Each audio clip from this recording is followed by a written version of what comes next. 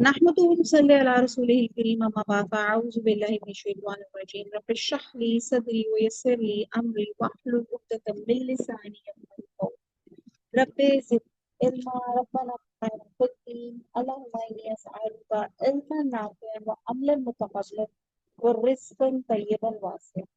अस्सलामु अलैकुम व रहमतुल्लाहि व बरकातहू।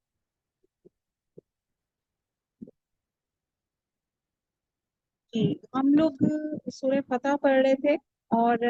पारा नंबर 26 था और आयत नंबर हमारी 29 चल रही थी जो सूरह फतह की आखिरी आयत थी। और इसमें सहाबा कराम की खास खुसूसियात का जिक्र था, जिसमें एक खुसूसियत का हमने कल जिक्र कर लिया था कि जो सहाबा कराम हैं वो काफिरों के सामने उनकी पर्सनालिटी कितनी स्ट्रांग होती है और अपने मुसलमानों के साथ वो कितने नरम और हमदर्द होते हैं और दुश्मनों के सामने उनकी पर्सनालिटी कितनी रोबदार होती है। और आज हम देखते हैं सहाबा की दूसरी से सहाबा कराम की अल्लाह सुब्हाना ताला ने इस आयत में जो दूसरी सिर्फ बयान की है कि वो आपस में रहम दिल और नरम गोशा रखते हैं। इनकी आपस में हमदर्दी, गम गुसारी, तवाज़ो, खातर मदारत से यूं मालूम होता है जैसे वो आपस में हकीकी भाई हैं। भला जिन लोगों को अल्लाह ताला ने खुद अपनी मेहरबानी से आपस में भाई बना दिया, इनकी अखुवत और एसार में क्या शक हो सकता है।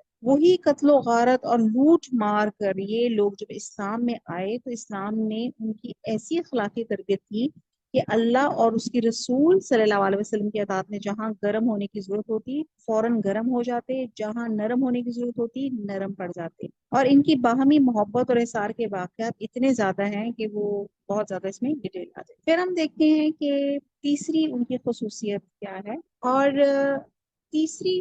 खसूसियत यहाँ पर जो आयत नंबर 29 में बताई गई कि उनकी शबे बेदारी और इबादत गुजारी। और आप देखते हैं कि बाद लोग जब नमाज पढ़ते हैं तो उनकी पेशानियों पे मेहराब का एक निशान सा पड़ जाता है, बल्कि ये कि इनके चेहरों को देखकर एक आम इंसान भी ये समझ जाता है कि किस कदर ये अल्लाह से डरने वाले हैं और किस कदर नेक और सच्चे इंसान हैं। जैसे कि हजूर सल्लल्लाहु अलैहि वसल्लम जब मदीना तशरीफ लाए तो अब्दुल्ला बिन सलाम जो उस वक्त यहूद के बहुत बड़े आलम थे, आपका चेहरा देखकर ये कह दिया कि ऐसा चेहरा किसी छोटे इंसान का नहीं हो सकता। गर्ज है कि चेहरा दरअसल इंसान का आईना होता है। और तजर्बा भी यही बताता है कि अक्सर अक्लमंद और जहां दीदा लोग किसी का चेहरा देखकर ये अंदाजा लगा लेते हैं कि फला इंसान किस पर्सनालिटी का मालिक है। तो सहाबा कराम के चेहरों को देखकर यही मालूम होता था कि ये लोग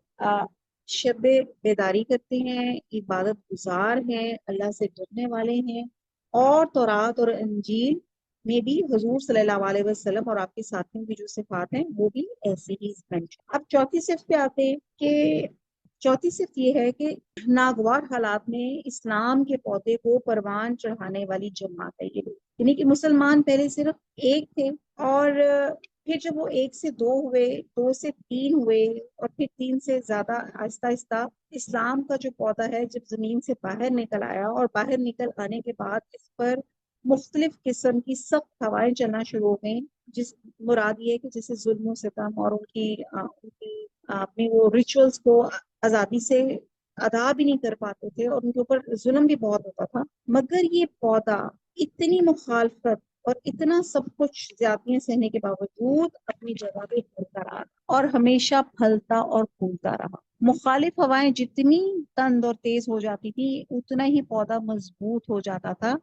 और उतना ही बुलंद हो जाता था। हत्ता के फतह मक्का के दिन ये पौधा एक मजबूत और तनावर दरख्त की शक्ल अख्तियार कर, जूं जूं ये पौधा बढ़ता गया मुखालिफ कुव्वतें इसे देख के जल भुन जाती, मगर इस पौधे को लगाने वाले, इसकी आबियारी और निगहदाश्त करने वाले इसे देखकर उतने ही खुश होते थे और फूले ना समाते थे। और जब ये मजबूत दरख्त बनकर अपनी जड़ों पे इस्तवार हो गया, उस वक्त मुखालिफ कुव्वतों को पूरी तरह मालूम हो गया कि अब वो इसका कुछ बिगाड़ नहीं सकती, बल्कि इसके साए तले पनाह लेने के अलावा और कोई चारा भी नहीं। इस दरख्त की आबियारी और निगहदाश्त करने वाले सहाबा कराम की वो मुकद्दस जमात थी जो नबी सल्लल्लाहु अलैहि वसल्लम पर ईमान लाए, फिर उम्र भर दिलो जान से इसकी इताअत करते रहे, उसके इशारों पे चलते रहे, ایسے لوگوں کو کا اللہ تعالیٰ نے بہت زیادہ اجر رکھا ہے، اور ان کی چھوٹی چھوٹی غلطیوں کو معاف کر کے انہیں جنت کے بلند درجات عطا فرمائے گا۔ اور اس آیت سے بعض اسکالرز نے یہ بھی اخذ کیا ہے کہ صحابہ کرام سے جلنے والا، ان کے متعلق بغض اور کینہ رکھنے والا شخص کبھی مسلمان ہو ہی نہیں سکتا۔ اب ہم دیکھتے ہیں آیت نمبر 29 جو ہم نے پڑھی تھی۔ اگر آپ اس کی ورڈنگز پہ آپ غور کریں تو آپ دیکھیں گے کہ میں پھر سے اس کا ترجمہ پڑھتی ہوں اور اس کی ورڈنگز پہ آپ غور کریں کہ پہلا ٹکڑا تو یہ تھا کہ جو ہمارا کلمہ طیبہ کا حصہ ہے کہ محمد الرسول اللہ، کہ محمد صلی اللہ علیہ وسلم اللہ کے پیغمبر ہیں، اور جو لوگ ان کے ساتھ ہیں وہ کافروں کے حق میں سخت ہیں، یعنی کہ پہلے آپ کے کلمے کا حصہ آ گیا، اور پھر یہاں پہ جو صحابہ کرام کی خاص خصوصیات ہیں وہ مینشن کی گئی کہ اور یہ مینشن کیوں کی گئی کہ یہی خوبیاں اللہ تعالیٰ چاہتے ہیں کہ ہر مسلمان کے اندر ہوں، کہ یہ کافروں کے لیے سخت ہیں، آپس میں مہربان ہیں، رکوع اور سجدے کرنے والے ہیں، ہر معاملے میں اللہ تعالیٰ کی رضا کے طالب ہیں، ان کی پیشانیوں پہ کثرت سے سجدہ کرنے کی وجہ سے نشان ہے، اور ان کی یہ تعریفیں تورات مقدس اور انجیل مقدس میں بھی بیان کی گئی۔ اور پھر اس کے بعد یہاں پہ ان کی مثال جیسے وہ بتائی گئی۔ اب یہاں پہ ایک کھیت سے، جیسے آپ دیکھتے ہیں کہ اب تو بڑا آسان ہو گیا، ریلز میں اکثر آپ دیکھتے ہیں کہ ایک دکھاتے ہیں کہ ایک آپ نے بیج، جب آپ نے اس کو مٹی میں ڈالا، کس طرح اس کی کونپلیں، کس طرح اس کی روٹس نکلی، شوٹس نکلی، کہ پھر کس طرح آہستہ وہ بڑا ہو گیا۔ تو یہ اس اگلی آیت کے ٹکڑے میں بھی یہی بتایا گیا کہ گویا یہ ایک کھیتی ہے۔ مطلب آپ یہ دیکھیں کہ یہ جو مسلمانوں کی جد و جہد ہے اس کو اتنی خوبصورت مثال میں یہاں بیان کیا گیا کہ گویا ایک کھیتی ہے جس نے پہلے زمین سے اپنی سوئی نکالی، پھر اس کو مضبوط کیا، یعنی کہ پہلے جڑ سے مسلمان ان کی روٹ سٹرونگ ہوئی، پھر موٹی ہوئی، پھر اپنی نال پر سیدھی کھڑی ہو گئی، اور لگی کھیتی والوں کو خوش کرنے تاکہ کافروں کا جی جلائے، یعنی کہ اتنی سٹرونگ مسلمانوں کی نیشن ہو گئی کہ کافر ان سے حسد کرنے لگ گئے۔ اور یہاں پھر اللہ تعالیٰ نے فرمایا کہ جو لوگ ان میں سے ایمان لائے اور نیک عمل کرتے رہیں گے، ان سے اللہ نے گناہوں کی بخشش اور اجر عظیم کا وعدہ کیا۔ اچھا جی، یہ آج ہماری یہ سورہ فتح جو ہے وہ کمپلیٹ ہوئی، اور اسی سورت مبارک میں کفار مکہ کے نبی صلی اللہ علیہ وسلم اور صحابہ کرام پر حملہ کرنے اور اللہ تعالیٰ کی طرف سے آپ اور صحابہ کرام کی حفاظت کا بھی ذکر ہے کہ چند کفار مکہ نے ایک مقام پہ موقع پا کے نبی صلی اللہ علیہ وسلم اور صحابہ کرام پہ حملہ کر دیا، جس کے متعلق حضرت انس بن مالک فرماتے ہیں کہ حضور صلی اللہ علیہ وسلم اور صحابہ کرام پر حملہ آور ہونے کے لیے 80 کافر تنیم کی پہاڑ سے نماز فجر کے وقت اترے، اور وہ چاہتے تھے کہ نبی صلی اللہ علیہ وسلم کو نعوذ باللہ شہید کرتے، مگر سب کے سب پکڑے گئے اور نبی صلی اللہ علیہ وسلم نے انہیں چھوڑ دیا۔ اس پر اللہ تعالیٰ نے یہ آیت اتاری، وَهُوَ الَّذِي كَفَّ أَيْدِيَهُمْ عَنْكُمْ وَأَيْدِيَكُمْ عَنْهُمْ نازل فرمائے۔ تو بہرحال یہ ہمارا آج ہماری سورہ فتح جو ہے وہ ختم ہوئی، اور یہ اتنی خوبصورت، یعنی کہ اللہ سبحانہ تعالیٰ نے انسان کی امیجنیشن بھی نہیں تھی کہ سورہ فتح کی ابتدا میں اللہ سبحانہ تعالیٰ نے فتح مبین کا ذکر کیا، اور فتح مبین سے مراد صلح حدیبیہ ہے۔ ہجرت کے 6 سال میں مسلمان عمرے کی نیت سے مکہ مکرمہ کی طرف روانہ ہوئے تھے۔ یہ میں ان شارٹ اس کو وائنڈ اپ کر رہی ہوں صورت کو، مگر مشرکین مکہ کی ضد کی وجہ سے مسلمانوں کو مقام حدیبیہ پہ رکنا پڑا، عمرہ نہیں ادا کر سکے، اور اس مقام پہ مسلمان اور مشرکین کے درمیان میں ایک معاہدہ ہوا۔ اس معاہدے کی صورت میں ہونے والی صلح کو صلح حدیبیہ کے نام سے موسوم کیا جاتا ہے۔ برا رضی اللہ تعالیٰ عنہ فرماتے ہیں کہ تم لوگ انا فتحنا لکا فتحا مبینہ میں فتح سے مراد مکہ کی فتح لیتے ہو، جبکہ ہم حقیقی فتح حدیبیہ کے دن بیت رضوان کو سمجھتے ہیں۔ تو صلح حدیبیہ سے واپسی پہ نبی صلی اللہ علیہ وسلم اور صحابہ کرام کے دل عمرہ ادا نہ کرنے کی وجہ سے جو غم زدہ تھے، رنجیدہ تھے، سورہ فتح میں اللہ تعالیٰ نے نبی صلی اللہ علیہ وسلم کے غم زدہ دل کو تسلی دیتے ہوئے اس معاہدے کو فتح مبین قرار دیا، اور آپ صلی اللہ علیہ وسلم پہ اپنی نعمت مکمل کرنے کا اعلان فرمایا۔ صراط مستقیم پہ ثابت قدم رکھنے کی خوشخبری سنائی، اپنی مکمل حمایت اور مدد کا وعدہ فرمایا۔ صحابہ کرام کے بارے میں بھی اللہ تعالیٰ نے فرمایا کہ ان کے دلوں میں سکون اور اطمینان داخل فرمایا اور انہیں جنت میں داخلے کی خوشخبری سنائی۔ منافقین سے نفرت کا اظہار کرتے ہوئے فرمایا کہ ان کے لیے اللہ تعالیٰ کا غضب اور دوزخ کی آگ ہے۔ سورہ فتح میں نبی صلی اللہ علیہ وسلم کی صفات بیان کی گئی کہ اللہ تعالیٰ نے آپ صلی اللہ علیہ وسلم کو شاہدن یعنی کہ گواہی دینے والا، مبشرن خوشخبری سنانے والا، نذیرن ڈر سنانے والا بنا کے بھیجا، اور مسلمانوں کو نصیحت کی گئی کہ نبی صلی اللہ علیہ وسلم کی مدد، تعظیم اور عزت کرو، یعنی کہ یہ حضور صلی اللہ علیہ وسلم سے محبت کے تقاضے یہاں بیان کیے گئے۔ سورہ فتح میں اللہ سبحانہ تعالیٰ نے بیت رضوان کا ذکر فرمایا، اہل ایمان سے محبت کا اظہار فرماتے ہوئے فرمایا کہ سب بیعت کرنے والے ہاتھوں کے اوپر اللہ تعالیٰ کا ہاتھ ہے۔ اللہ تعالیٰ نے تمام صحابہ کرام سے اپنی دائمی رضامندی کا اعلان فرمایا۔ صحابہ کو مزید فتوحات اور غنیمتوں کی خوشخبریاں دی گئیں اور مزید فرمایا گیا کہ اللہ تعالیٰ ضرور تمہیں اس حرمت والے گھر میں داخل فرمائے گا۔ اور سورہ فتح میں اللہ تعالیٰ نے منافقین کے رویے بھی بیان کیے اور ان پر اپنی ناراضگی کا اظہار فرمایا۔ اللہ تعالیٰ نے ان کے دلوں کا حال بھی نبی صلی اللہ علیہ وسلم کو بتا دیا کہ منہ سے کچھ کہیں گے جبکہ ان کے دلوں میں کچھ اور ہوگا۔ پھر جب آپ صلی اللہ علیہ وسلم خیبر کی طرف جائیں گے تو یہ منافقین جہاد پر ساتھ جانے کی اجازت لیں گے، چنانچہ آپ صلی اللہ علیہ وسلم انہیں اپنے ساتھ جانے سے روک دیں گے۔ اچھا جی، اب ہم یہ دیکھتے ہیں کہ غزوہ خیبر کیا تھا۔ مدینہ سے تقریباً 150 کلومیٹر کے فاصلے پہ یہودیوں کا ایک بہت بڑا مرکز، یہاں پہ ایک ساتھ کئی بڑے قلعے تھے اور ان قلعوں کا مجموعہ خیبر کہلاتا تھا۔ یہاں کے یہودی بہت مالدار تھے، انہیں اپنی جنگی طاقت پہ بہت ناز تھا۔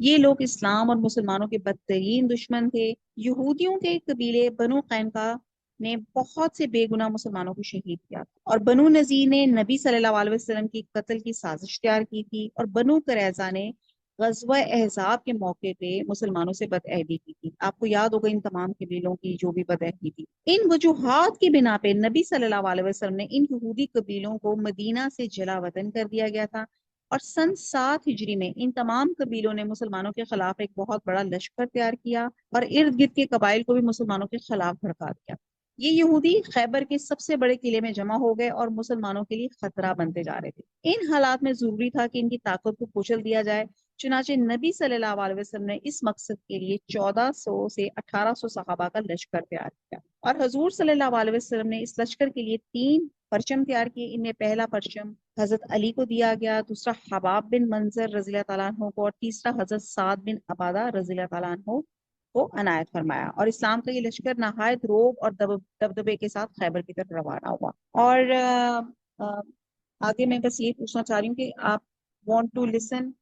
غزوہ خیبر کی ڈیٹیل، کیونکہ میں نے کل کہا تھا کہ ہم تھوڑا سا غزوہ خیبر کے بارے میں بات کریں گے، کیونکہ صلح حدیبیہ کے بعد یہ جو بڑی مسلمانوں کو فتح نصیب ہوئی تھی غزوہ خیبر۔ جی آپ تھوڑی سی ڈیٹیل اور سننا چاہیں گے؟ ہاں جی، بتا دیں آپ۔ اچھا، جب مسلمانوں کا لشکر خیبر پہنچا تو یہودی اپنے کھیتوں میں ایز یوزول کام کر رہے تھے۔ انہوں نے جب مسلمانوں کا لشکر دیکھا تو بدحواس ہو کے بھاگے اور قلعہ بند ہو گئے۔ حملہ شروع کرنے سے پہلے حضور صلی اللہ علیہ وسلم نے مسلمانوں سے فرمایا اللہ تعالیٰ کا نام لے کر آگے بڑھو۔ مسلمان شہادت کی تمنا لیے تیزی سے آگے بڑھے اور یہودیوں پہ حملہ آور ہوئے۔ سب سے پہلے بنی قمع کے قلعے پہ بند بستی اور قلعہ نائم فتح ہوئے، جہاں سامان رس، ہتھیار اور کہتے ہیں کہ منجنیکوں کا بہت بڑا ذخیرہ تھا۔ باقی قلعے بھی آسانی سے فتح ہو گئے، مگر نائم نامی قلعہ فتح کرنے میں مسلمانوں کو بہت دشواری ہوئی، اور یہ قلعہ بہت مضبوط اور محفوظ تھا، اور یہاں یہودیوں کی فوج بھی بہت زیادہ تھی۔ جب کئی دن گزرنے کے بعد بھی قلعہ نائم فتح نہ ہو سکا اور زبردست حملوں کے باوجود مسلمان یہ مہم سر کرنے میں ناکام رہے، تو ایک شام حضور صلی اللہ علیہ وسلم نے فرمایا کہ کل میں علم یعنی کہ جھنڈا ایسے شخص کو دوں گا جس کے ہاتھ میں اللہ تعالیٰ فتح دے گا، اور جو اللہ تعالیٰ اور اس کے رسول کو چاہتا ہے اور اللہ اور اس کے رسول بھی اسے چاہتے ہیں۔ مسلمانوں نے یہ رات انتہائی بے چینی سے گزاری کہ دیکھتے ہیں کہ صبح جھنڈا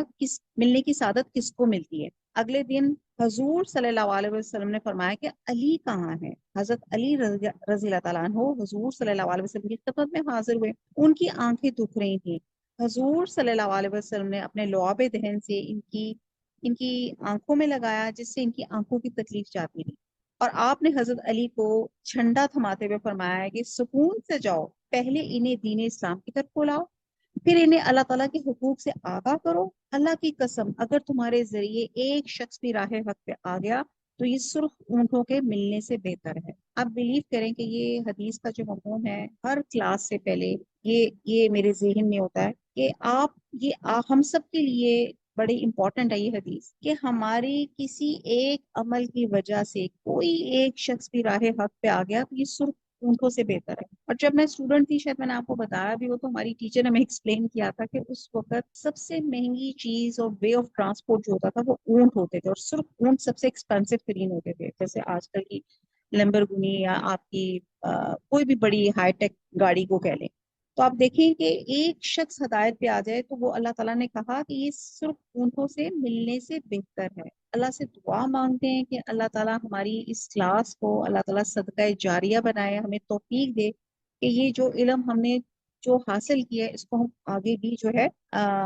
کیا کہہ سکتے ہیں، آگے اللہ کا علم جو ہے پہنچا سکیں۔ پھر حضرت علی نے فوج کی صف بندی کی، یہودیوں کو دعوت حق دی، جیسے حضور صلی اللہ علیہ وسلم نے فرمایا تھا کہ پہلے ان کو دعوت حق دینی ہے، لیکن یہودیوں نے اپنے طاقت کے گھمنڈ سے اس دعوت کو ٹھکرا دیا۔ حضرت علی علم لہراتے ہوئے اپنی فوج کے ساتھ قلعے کی طرف بڑھے۔ سب سے پہلے قلعے کا سردار جس کا نام مرہب تھا میدان میں اترا۔ خیبر خوب جانتا ہے میں مرہب ہوں، اسلحہ باندھ کر آیا ہوں، بہت بہادر اور تجربہ کار ہوں۔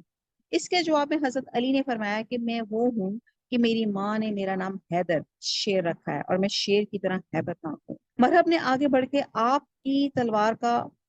پر تلوار کا وار کیا، مگر آپ فوراً ہی ایک طرف ہو گئے۔ پھر مرہب کے سر پر تلوار کی ایسی ضرب لگائی کہ اس کے آہنی خود یعنی کہ لوہے کی ٹوپی اور سر کو کاٹتی ہوئی نچلے جبڑے تک چلی گئی، اور اس کے مرنے سے یہودیوں کے حوصلے پست ہو گئے، اور یوں نائم کا قلعہ بھی فتح ہو گیا۔